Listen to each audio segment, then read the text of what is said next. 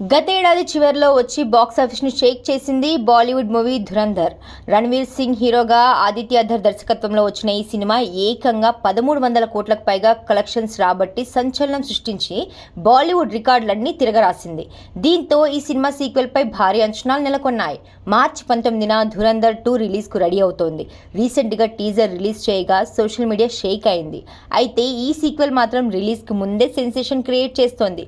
Business పరంగా ఈ సినిమాకు భారీ డిమాండ్ నెలకొంది. దీంతో కేవలం నాన్ థియేట్రికల్ రైట్స్తోనే సినిమా బడ్జెట్ మొత్తం రికవరీ అయినట్టుగా ట్రేడ్ వర్గాల అంచనా.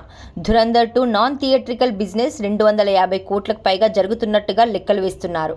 సినిమా బడ్జెట్ 250 కోట్లు కాగా రిలీజ్కి ముందే మేకర్స్ను లాభాల్లో తెచ్చిపెట్టిందని అంటున్నారు. ఆడియో రైట్స్ కోసం టీ సిరీస్ సంస్థ ఏకంగా 60 కోట్ల రూపాయలు చెల్లించినట్లు తెలుస్తోంది. ప్రముఖ ఓటీటీ సంస్థ జియో హాట్స్టార్ డిజిటల్ రైట్స్ కోసం రికార్డు స్థాయిలో 150 కోట్లు వెచ్చించినట్లు బాలీవుడ్ టాక్.